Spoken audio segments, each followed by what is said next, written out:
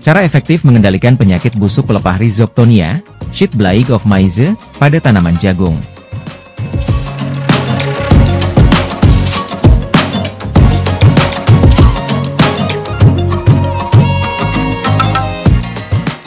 Jagung merupakan tanaman serelia terpenting kedua setelah padi.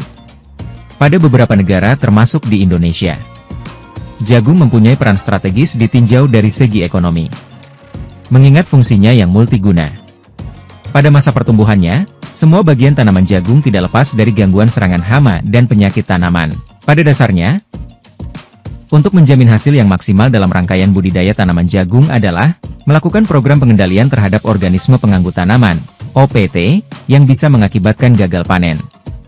Busuk pelepah yang disebabkan oleh jamur Rhizoctonia solani, merupakan salah satu patogen yang mengancam stabilitas produksi jagung di Indonesia, di mana penyebaran penyakit busuk pelepah semakin meluas dan telah meliputi pada semua sentra produksi jagung di Indonesia. Sumatera Utara, Sumatera Barat, Lampung, Sulawesi Selatan, Gorontalo, bahkan di Pulau Jawa, seperti Malang, Blitar, dan Kediri. Serangan penyakit busuk pelepah ini bisa mengakibatkan kehilangan hasil pada tanaman jagung hingga 100%. Membahas jamur Rhizoctonia solani. Memiliki ciri-ciri yaitu, tidak membentuk konidia. Hifa muda tidak berwarna. Hifa dewasa berwarna putih hingga coklat kehitaman. Panjang hifa 8–12 mikron. Rhizoctonia solani merupakan patogen tular tanah atau soil-borne. Klasifikasi ilmiah. Kingdom Fungi. Phylum Deuteromycota. Klasis Deuteromycetes. Ordo Agonomycetales. Famili Agnomitase. Genus Rhizoctonia. Spesies Rhizoctonia solani.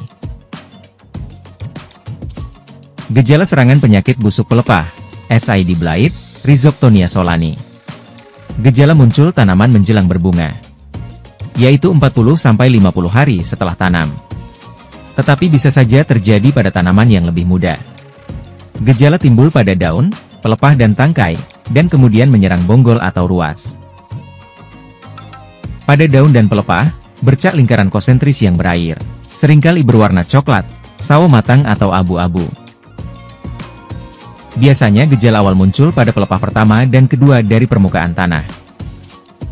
Seiring perjalanan waktu bercak tadi membentuk kapas coklat muda dengan bintik-bintik kecil, bulat dan hitam. Terbentuk pada area yang terinfeksi kemudian menyebar. Ruas yang sedang berkembang bisa rusak seluruhnya dan kering sebelum waktunya, karena mengalami keretakan pada kulit jagung. Kerusakan-kerusakan ini terus berkembang, bahkan bisa menyerang tongkol, kelobot dan biji jagung. Dan tanaman bisa rusak dan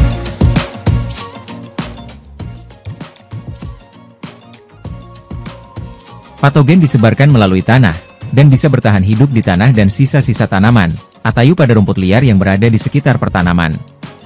Selanjutnya, pada kelembaban dan suhu yang mendukung, yaitu 15–35 derajat Celcius dan optimal pada 30 derajat Celcius,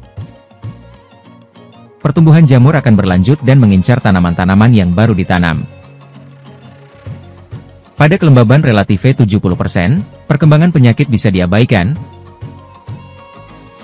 sedangkan pada kelembaban relatif 90–100% merupakan serangan penyakit paling tinggi.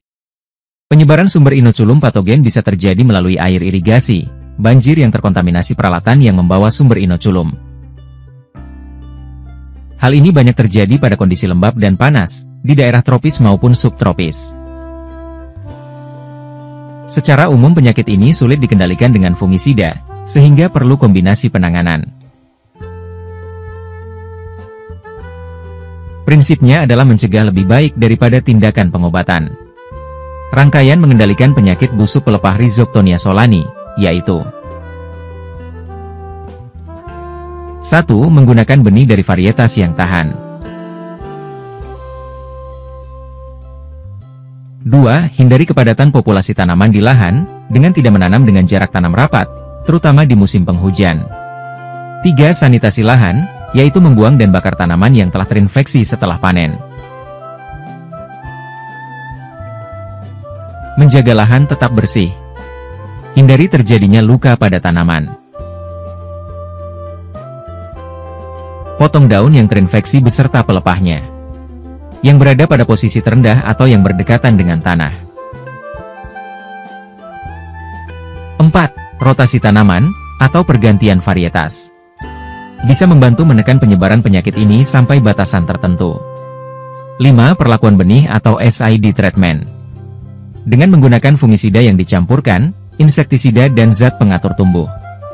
ZPT. 6. Pengendalian hayati, yaitu menggunakan bakteri Bacillus subtilis, jamur Trichoderma hertzianum atau Trichoderma viridi.